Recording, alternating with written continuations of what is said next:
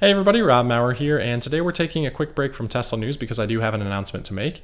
Those of you that have listened to the podcast for a long time may remember that about 9 months ago I had a similar announcement update episode, and in that episode I announced that I was quitting my full-time job, my career that I had put the last 7 years of my life into, to pursue Tesla Daily and related projects full-time and to their full extent.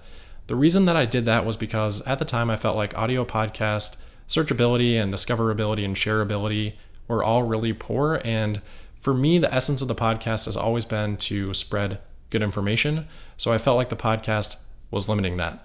When I started the podcast back in 2017 and 2015, 2016, the years leading up to that, there was so much misinformation and poor reporting out there on Tesla in the mainstream media that is really what I was wanting to correct with the podcast.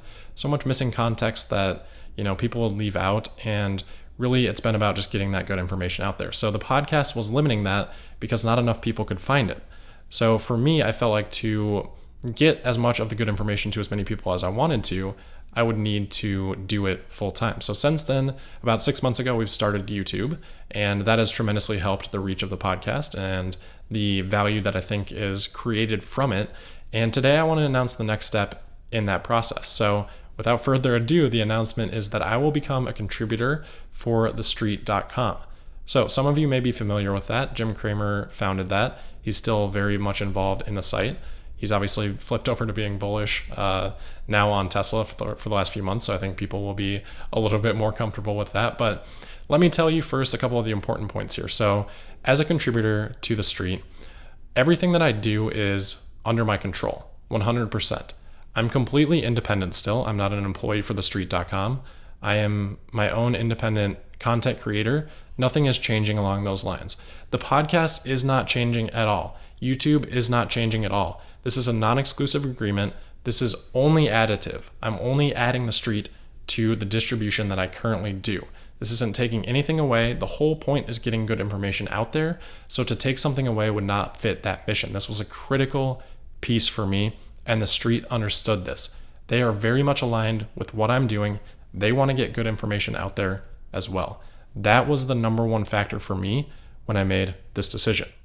So let me give you some background on how this actually happened. A few months back, a listener had reached out. He works with The Street, and he thought that it would be a good idea for me to put my content on The Street.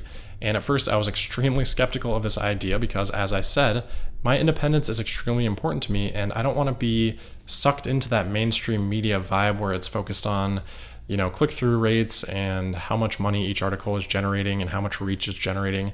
Some of those things are important because I do want to get good information out there to, again, as many people as I possibly can, and a lot of algorithms determine that. So I do think about those things too, but I think about them, in a much different way than a lot of media sources do. So what I'm really excited about is to bring my perspective into sort of a mainstream sort of way that can broaden that reach and hopefully improve the content for Tesla in the mainstream media. I think this is a great opportunity to grow the audience and to grow the network, and it's going to bring a lot of really exciting possibilities to Tesla Daily and to all future projects beyond the scope of Tesla Daily.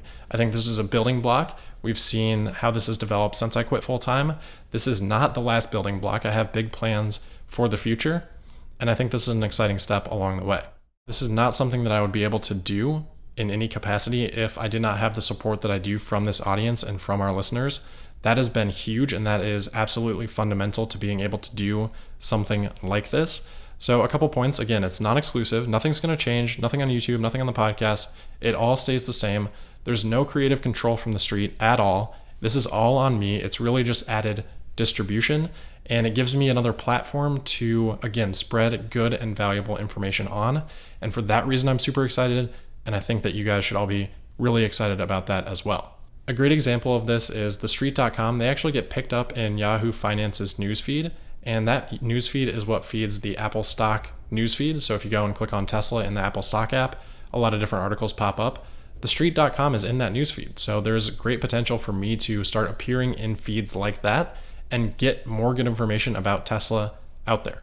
So that's really the announcement. I hope you guys are excited about it. I'll be posting my videos there. I'll even be adding some articles, which is going to be an exciting new addition. So again, this is only additive Nothing is going away, nothing is changing from how people consume the content now. It's really additive only. So I'm extremely excited about it. I hope you guys are too. Happy to answer any questions you might have in the comments.